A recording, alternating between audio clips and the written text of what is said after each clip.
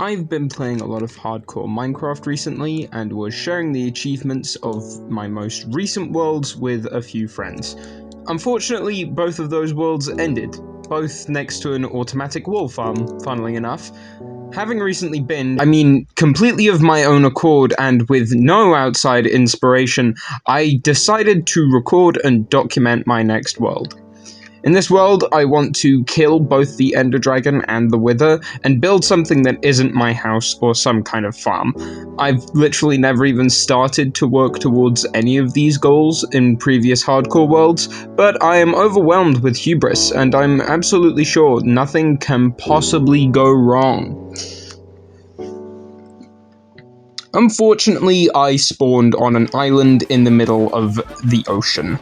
The first thing you'll notice is the lack of animals. I think the island is just too small for them to spawn, and no animals means no sheep, which means no wool, which means no beds. Looks like we'll be spending a while in dirt holes. After clearing all the plant life from my island, I saw a desert island nearby, but much more importantly, a sunken ship. I quickly crafted a few doors and looted it, but there wasn't really anything impressive. At least it had potatoes, which will give me a reliable food source until we can find dry land. I started shaving my island down to a flatter plane to make construction easier, but it got dark, so I made a tiny dirt shack. Hey, it's better than the hole I was expecting to spend the night in. Partway through the island shaving process, I realized that the 4 bread that I got from the ship wasn't going to last me forever and started to work on the potato farm. The good thing about living in the middle of the ocean is that I don't need to bring the water to me. You may think potatoes can't grow in salt water, but some species of root vegetables actually can, including some carrots and potatoes. And this actually makes them sweeter because they have to produce more sugar to make the water inside less able to take on more salt. There you go. The video is educational now. That night I could see monsters on the prowl, even though none had spawned the night before. I'd assumed that the island was too small for them to spawn, since hostile mobs can't spawn within a certain distance of players, but either I was wrong, or I need to be at the center of the island to keep them away. A presumably Olympic-level swimmer of a wandering trader found their way to my island on day 3. Unfortunately for them, it was a little bit overrun with monsters. Being the gamer that I am, I killed the ones that didn't get burned by the sun, but not without casualties. The trader jumped in to save my life. I barely even knew them. Didn't even get to see what they had for sale. Not that I had any emeralds to buy from them. The llamas stayed on the island for the whole day. I think they were in shock. On a lighter note, I put down the chests I stole from the sunken ship to use for storage, and found a seed, which I immediately put to use by building a wheat farm. It may just be one seed for now, but soon I'll be knee-deep in wheat I have nothing to breed with. It was that night that I realized there was no game audio. As a media student learning Foley, this is a crime. But you know what they say, scuff is the spice of life, or something. It looked like no monsters were going to spawn overnight until I saw 4 of them on my untilled farmland.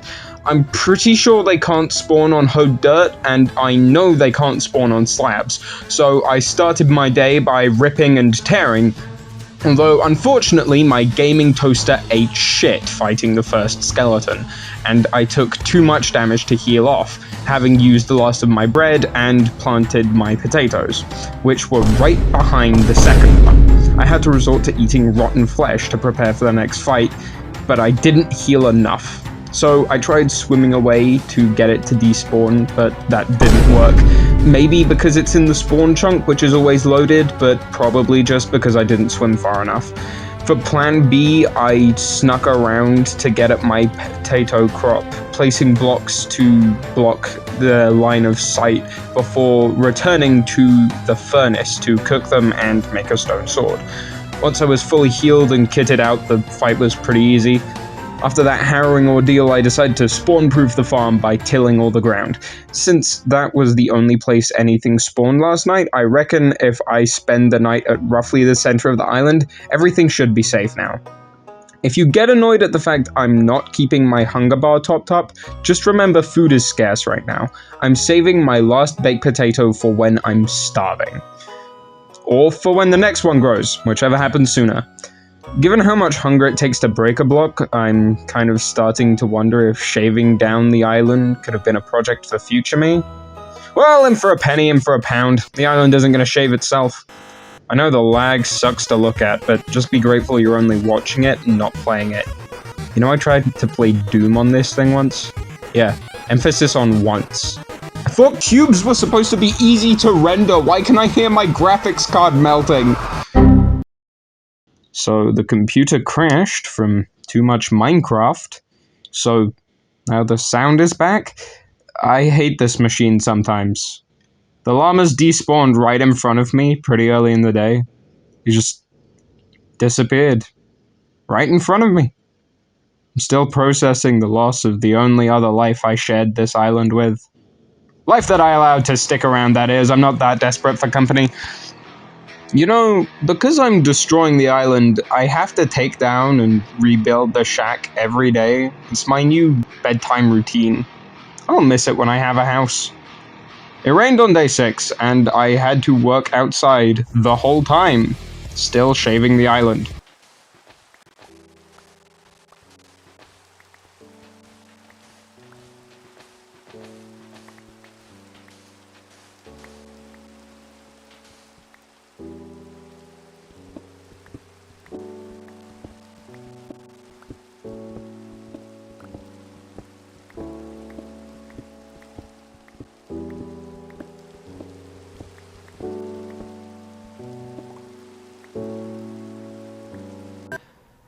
Riveting!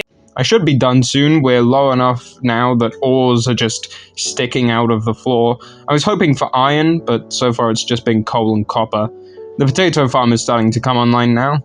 Not fully, but I should be able to keep a full hunger bar soon. Well, I've survived for an endgame week, and I've already defiled nature and made an entire island an ugly, rocky mess. Humanity at its finest. My storage chest is getting really full, but honestly, it's impressive it can fit almost the whole island in there in the first place. Fucking finally. I'm done shaving the island down. It's a good thing there's no climate change mechanics in this game because this island is millimeters above sea level. Now it's finally time for terraforming. You didn't actually think I was going to build my house somewhere this ugly, did you? Honestly, this is just how I play the game. My last Minecraft house didn't even have a roof or the floor finished by the time I died. What can I say? I'm a perfectionist. Gotta grab this ore first, though. Coal is valuable stuff. Starting off day 9 with a near-death experience really gets the blood pumping after over an hour of breaking blocks and just waiting for the next day to come. I had to repeat my trick from day 4, but this time it was less stealth and more zooming. The spiders despawned before I could take my revenge, but I did manage to drag the witch into the middle of the ocean and kill her, so there was that. I also got my first iron today. I plan to make a pickaxe, a shield, and a stone cutter. But before you judge my choices, at least be grateful I went for at least one item that helps in combat. Well, we've reached double digits now, and I haven't even started working on my house yet. But I'm still alive, and my island gets less hideous with each passing moment. I'm not done terraforming yet, but I've finished the bottom layer, so I decided to make the outline for my house with dirt. As if this video wasn't derivative enough already, I intend to live in a giant tower, but I do have practical reasons for this. Being trapped on a small island, I have very limited options for horizontal expansion, so the only way to go is up.